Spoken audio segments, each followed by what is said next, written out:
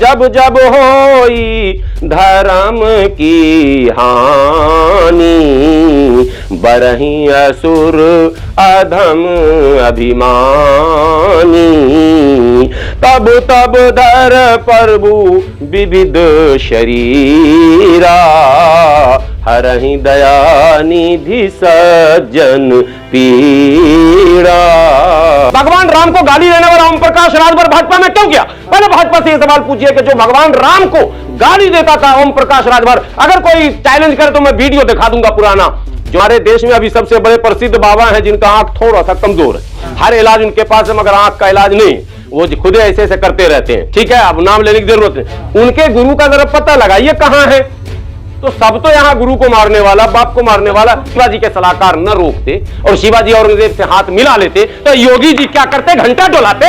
अगर इतिहास में यह प्रसंग हो जाता तो, जैसे घंटा वाले उनके साथ जुड़े हुए पीला गमछा, वो भी तो कह रहे थे घंटा बजवाएंगे ना, जुड़ गए ना, वही तो समाजवादी के साथ जुड़े हुए थे और वही फिर भाजपा के साथ जुड़ गए। वही समराज ओम प्रकाश राजभर, वो किधर भरेगा पता ही नहीं चलता, इधर भर या उधर भर, झोला जिधर भर गया कि भाजपा जो कहती है उसी पर भरोसा कर लेते हैं। अरे किताब पढ़ना पढ़ सकते हो तो गूगल बाबा को सर्च करके देख लिया करो, वो कौन सा गद्दार खानदान है जिसने शिवाजी जैसे वीर को, महान योद्धा को, शिवाजी जैसे एक मझे मझाए रणनीतिकार को इस तरह से चतुराई से फंसाकर औरंगजेब की दरबार तक लाया और लाके वहां फंसवा दिया, ये भी समझना है। और शिवाजी को फंसे हुए से किसने निकाला ये भी समझना है। तमाम जो ब्राह्मण जिन्होंने राजाभिषेक करने से इनकार कर दिया था, उनका गर्दन कब कटेगा? उन पर एफआईआर कब होगा? उनको जेल में कब डाला जाएगा? उनके आल औलाद को राजनीति में लाने वाली यही भारतीय जनता पार्टी उनके तमाम उन गद्दारों के आल औलाद को पूरी तरह से शिंदे ग्रुप और भारतीय जनता पार्टी ने महाराष्ट्र की राजनीति में रखा। और सुनिए, अगर कोई माइका लाल वाकई औरंगजेब से नफरत करता है कि अबू आसिम पर एफआईआर हो गया तो पांडे जी के पूरे खानदान पर एफआईआर होना चाहिए, लेकिन इनकी तो रिश्तेदारियां भी निकल जाएंगी। बहरहाल ये सब बकवास की बातें हैं। सियासत में शिवाजी ने जो वीरता दिखाई वो सब प्रशंसनीय है, वो तारीफ के काबिल है, लेकिन शिवाजी को हिंदू कहना नहीं, शिवाजी मराठाओं के पहले मराठाओं के पहले राजा ऐसे हुए जो मैंने स्थापित राजा हुए। मराठा इससे पहले राज नहीं कर सके थे। एक मिनट, एक औरंगजेब हिंदू विरोधी रहे या मुस्लिम विरोधी रहे, उससे हमारा क्या लेने देना? वो बादशाह था, राजा था, इसलिए उस पर हम क्यों बहस करें? हिंदू विरोधी था तो इसका क्या मतलब हो गया?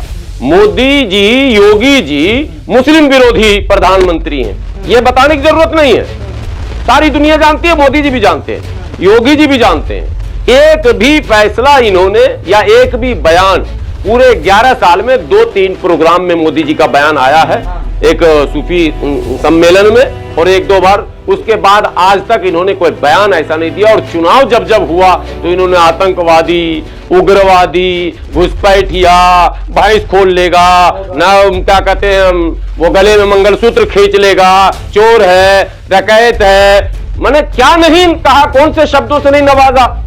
एक बात, योगी जी जिस पैटर्न पर पिछले 7-8 सालों से काम कर रहे हैं, क्या औरंगजेब इससे भी ज्यादा क्रूर था क्या?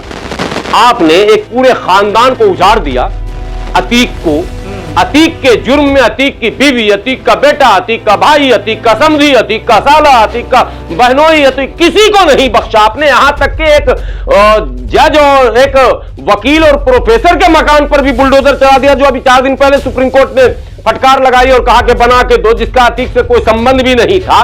तो आपने एक तांडव, हिंदी में बोलते हैं, तांडव मचाया मुसलमानों के खिलाफ। तो औरंगजेब में आप में क्या फर्क है साहब? जरा सा हमको ये समझाइए। कंपेयर क्या? औरंगजेब फेल हो जाएगा, फेल हो जाएगा। मस्जिद तोड़ने की बात है, दिन के उजाले में डंका बजा के, नारा लगा के आपने अयोध्या में बाबरी मस्जिद तोड़ दी, जो हमारी मस्जिद थी, जिस पर हम नमाज पढ़ते थे, जिसमें हम इमाम रखते थे, जिसका रंग रोगन हम करते थे, जिसका मेंटेनेंस हम करते थे। 500 साल पुरानी मस्जिद थी, जिसको हमने बनाया था, न बाबर ने बनाया था, न बाबर के बाप ने बनाया था। उस वक्त के किसी चमचे मीर बाकी ने उसका नाम रख दिया बाबरी मस्जिद। रख दिया तो रख दिया, नाम से क्या मतलब? मस्जिद हमारी थी, आपने दिन के उजाले में तोड़वाया, आपके गैंग में तोड़वाया। क्या औरंगजेब में आप में कोई फर्क है तो हमें समझाइए।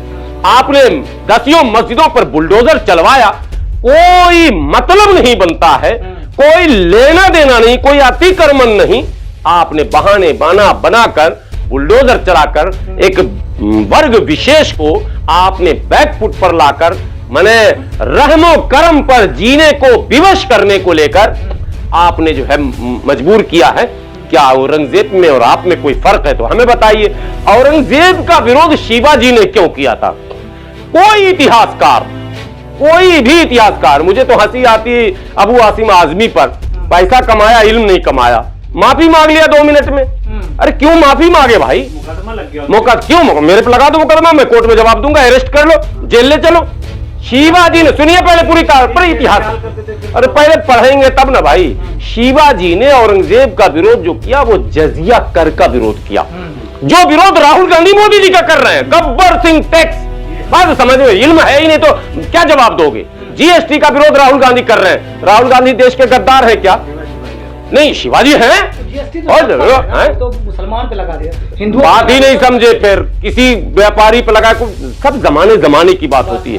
गलती की अगर औरंगजेब ने तो विरोध का स्वर उठा, और शिवाजी जैसे दिलेर ने औरंगजेब जैसे मजबूत और क्रूर शासक के खिलाफ आवाज उठाई। और कौन बेवकूफ कहता है कि शिवाजी ने हिंदुत्व की लड़ाई लड़ी और हिंदुत्व बचाने की लड़ाई लड़ी? 60,000 से अधिक सैनिक शिवाजी के सेना में मुसलमान हैं। कितने? 60,000 से अधिक सैनिक मुसलमान हैं शिवाजी के फौज में, सिपा सालार। और सुनो, जरा सा हमको वक्त आप दे दीजिए तो मैं आपको कुछ दिखा दूं।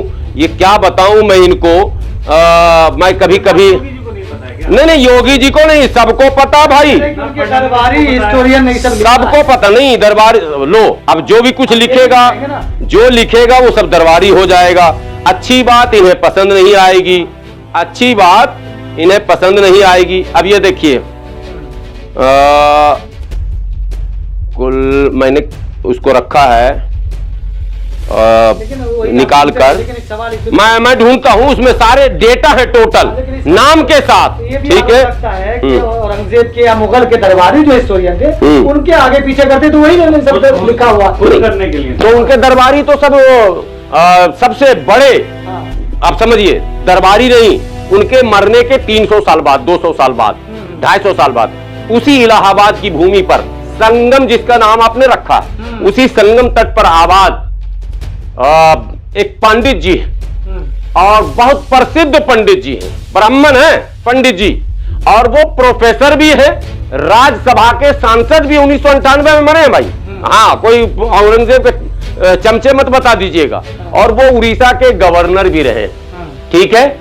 अब आप बताइए कि वो पंडित जी ने जितनी किताबें, दर्जनों किताबें उन्होंने लिखी औरंगजेब के ऊपर, बहुत बड़े इतिहासकार है वो, उन्होंने औरंगजेब की महिमा मंडन की है।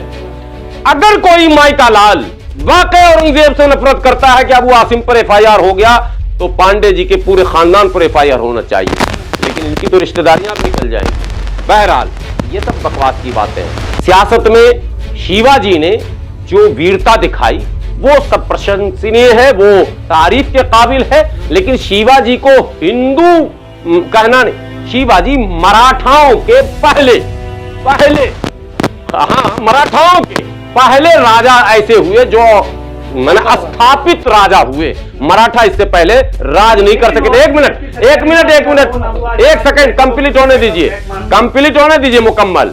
और शिवाजी पूरे भारत में नहीं थे, ये भी सुन लीजिए। शिवाजी नहीं आए, औरंगजेब तो भारत पार करके ईरान तक पहुंच गए थे, ठीक है, लेकिन शिवाजी पूरे भारत में नहीं थे। शिवाजी की हुकूमत जो है वो आसाम और बंगाल और बिहार नहीं पहुंची थी, शिवाजी का दायरा वहां तक नहीं था। और एक बड़ी बात जो प्रसंग है उनके ताजपोशी से जुड़ा हुआ, शिवाजी जब उन्होंने पूरा सब कुछ अपने कंट्रोल में ले लिया और उनका इरादा हुआ कि अब मेरी जो है विधिवत ताजपोशी होनी चाहिए, ऐलान होना चाहिए, तो तमाम मराठा के ब्राह्मणों ने उनकी ताजपोशी से इनकार कर दिया और यह कहा कि तुम अछूत हो, तुम क्षत्रिय नहीं हो, इसलिए तुम्हारा राज अभिषेक नहीं किया जाएगा। ये इतिहास के पन्नों में है।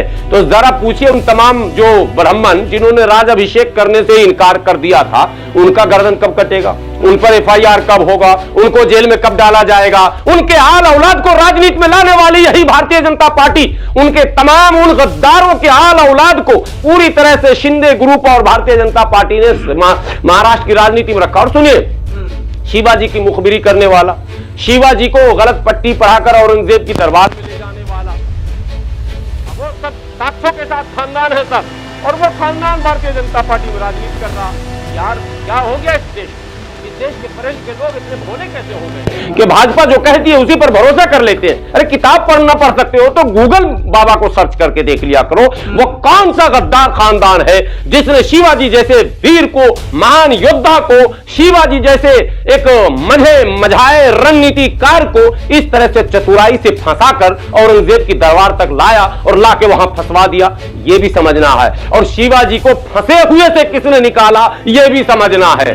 ठीक है, 3 जगह शिवाजी को किला में फंसे हुए से मुसलमानों ने चट्टानी ताकत के साथ निकाला है, ये इतिहास के पन्नों में है। आगे और बताता हूं। एक वक्त ऐसा भी था, जाहिलों के बीच क्या बात करेंगे, एक वक्त ऐसा भी था कि शिवाजी औरंगजेब से हाथ मिलाना चाह रहे थे। किसके लिए? बीजापुर के जो आदिल शाही राज थे उससे मुकाबला करने के लिए, लेकिन शिवाजी के सलाहकारों ने मना कर दिया। अब मेरा मानना है कि यदि शिवाजी के सलाहकार न रोकते और शिवाजी औरंगजेब से हाथ मिला लेते तो योगी जी क्या करते? घंटा डुलाते। अगर इतिहास में यह प्रसंग हो जाता तो, जैसे घंटा वाले उनके साथ जुड़े हुए पीला गमछा, वो भी तो कह रहे थे घंटा बजवाएंगे ना, जुड़ गए ना, वही तो समाजवादी के साथ जुड़े हुए थे और वही फिर भाजपा के साथ जुड़ गए। अरे वही समाराज ओम प्रकाश राजभर, वो किधर भरेगा पता ही नहीं चलता, इधर भर या उधर भर, झोला जिधर भरा गया काम। अरे तो ये राजनीति को धर्म से जोड़ रहे। राजभर का कौन धर्म है? भगवान राम को गाली देने वाला ओम प्रकाश राजभर भाजपा में क्यों गया? पहले भाजपा से ये सवाल पूछिए कि जो भगवान राम को गाली देता था ओम प्रकाश राजभर, अगर कोई चैलेंज करे तो मैं वीडियो दिखा दूंगा पुराना, जो राम का अपमान करने वाला वो भाजपा में। ठीक है, जो योगी जी को कह रहे हैं इनको तो हम हुक्का उल्ची बोलता चिलम पिलवा देंगे और घंटा बजवा देंगे, चल सन्यासी मंदिर में। औरंगजेब नाम रखना बुलवा देंगे उत्तर प्रदेश में। नहीं, औरंगजेब तो नाम है, हमारे तो कितने लोगों का नाम है, और हम तो गलती करके एक बच्चे का नाम ही रख देना चाहिए औरंगजेब। हजारों करोड़ों नाम है भारत में, ये बेकार की बकवास की बात है। हाँ, आपको शिवाजी नाम रखना चाहिए, हिंदू भाइयों को रखना चाहिए, एक वीर लोगों के साथ जोड़कर नाम रखें। औरंगजेब एक शासक था, वो भाई को मार दिया, वो बाप को कैद कर लिया, उसने ये हत्या की, उसने सब कर रहे हैं, गुरु की हत्या कर रहे हैं। हमारे देश में अभी सबसे बड़े प्रसिद्ध बाबा हैं जिनका आंख थोड़ा सा कमजोर है, हर इलाज उनके पास है मगर आंख का इलाज नहीं, वो खुद ऐसे ऐसे करते रहते हैं। ठीक है, अब नाम लेने की जरूरत नहीं। उनके गुरु का जरा पता लगाइए कहां है, तो सब तो यहाँ गुरु को मारने वाला, बाप को मारने वाला सारे। फिर वही बात, कितने भाइयों को अशोका ने मार दिया, और वो महान है हमारे देश में, द ग्रेट अशोका, और अशोक स्तंभ हमारे यहाँ चल रहा। ये बकवास की बात है। एक सवाल बहुत इंपॉर्टेंट सवाल है कि जिस अंग्रेजों ने हमारे वीर को शहीद किया, बहुत सारे नाम है, उन्होंने उनको ये लोग जो है मानते हैं, मुगल का ताजमहल दिखवाने जाते हैं, लाल किला पे बुलवाते हैं अपने भाषण में, लेकिन वही मुगल जिन्होंने ताजमहल बनवाया, लाल किला पर भाषण देते हैं, वहां पर वो दिखवाने जाते थे। एक सिंपल सी बात, 100 सवाल का एक जवाब। अगर कोई भी क्रूर होगा, अगर अब ये बोलने में फिर भक्तों को मैं कह रहा हूं, कमेंट में उल्टा सीधा मत लिख देना खामखा की बात में, पहले बात को समझ लेना। कोई भी क्रूर होगा तो बगावत होगी, ये ह्यूमन नेचर है, मानव स्वभाव है। क्रूरता को अत्यधिक दिन कोई बर्दाश्त नहीं करता। भारत के इतिहास में मुगल, तुगलक, ऐबक, बलबन, खिलजी, ठीक है, जो सब विवादित नाम इनकी नजर में है, इनकी हुकूमतें लगभग 500 साल से ज्यादा रही है, लगभग इन सबों के मिलाकर। और अंग्रेज यहां 150 साल रहा। ठीक है, अंग्रेज 150 साल ठीक से रहा भी नहीं कि भारत में एक नारा लगा, अंग्रेजों भारत छोड़ो। मैं पूछना चाहता हूं, 500 साल तक इतिहासकार कहां थे और बड़े बड़े वो लोग कहां थे जिन्होंने कभी नारा ही नहीं दिया, मुगलों भारत छोड़ो, तुगलक भारत छोड़ो, ऐबन भारत छोड़ो, बलबन भारत छोड़ो, खिलजी भारत छोड़ो। आप किसी का तो भारत छोड़ो का नारा देते। इसका मतलब है कि जितने आरोप है ये सरासर बेबुनियाद और गलत है। आरोप गलत, मनगढ़ंत है, फैब्रिकेटेड है।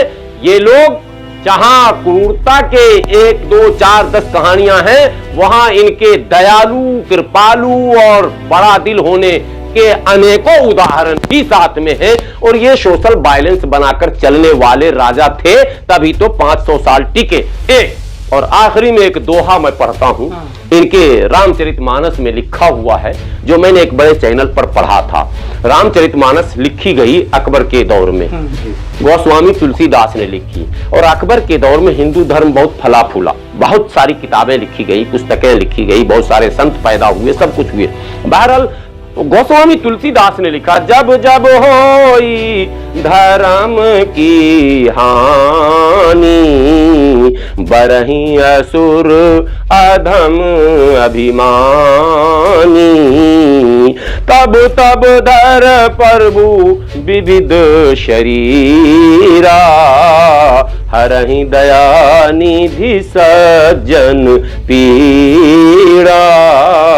इसका अर्थ ये होता है, गोस्वामी तुलसीदास जी कहते हैं, जो राम जी के सबसे परम भक्त माने जाते हैं, ये बोले चिंटू पिंटू की तरह नहीं, मैं सीधी सीधी बात कर रहा हूं, उनसे बड़ा भक्त कोई नहीं माना जाएगा, जो भक्त में लीन थे। उन्होंने पूरी रामचरितमानस लिख डाली।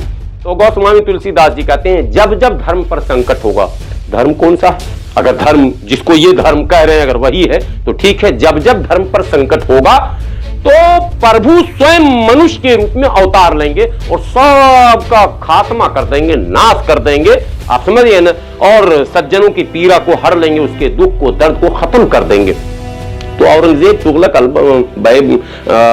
ऐबन बलबन जितने हैं, ऐबक, खिलजी, सारे जितने हैं, इनको नाश करने के लिए अवतार कौन सा आया जो मानव रूपी था? नाम तो एक भी नहीं आता है। शिवाजी का नाम अगर ये लेते हैं तो शिवाजी के इतिहास में अगर ये जोड़ते भी हैं तो एक सीमित दायरे में और सीमित समय में काम किया गया, और शिवाजी का इतिहास अवतार का नहीं है। शिवाजी के मतलब पिताजी और दादाजी पहले ही सेना और सैन्य कार्यों के लिए ख्याति प्राप्त कर चुके थे। ये खानदानी लड़ाकू थे और ये खानदानी शासन प्रशासन में इनका पहले से रोल था। ये नहीं कि अचानक ही शिवाजी आ गए, नहीं, शिवाजी की परवरिश जो हुई, इनका जो इनका लालन और पालन जो हुआ वो हुआ ही है शाही अंदाज में, चूंकि इनके पिताजी भी पहले से बहुत बड़े सेना के पदाधिकारी थे। तो ये सारी चीजें बकवास की हैं। धार्मिक दृष्टिकोण से भी, सामाजिक दृष्टिकोण से भी, ऐतिहासिक दृष्टिकोण से भी जो भारतीय जनता पार्टी कह रही है, ये धर्म नहीं है, ये हठ धर्म है, ये हठ धर्मी हो रहा है। यहां एक विशेष वर्ग को, विशेष जाति को परेशान करने, सताने, उनके अधिकार को दबोचने, उनके अधिकारों का हनन करने का जबरन ताकत के बल पर संविधान की आड़ में प्रयास किया जा रहा है। ये धर्म नहीं है, ये हठ धर्म है।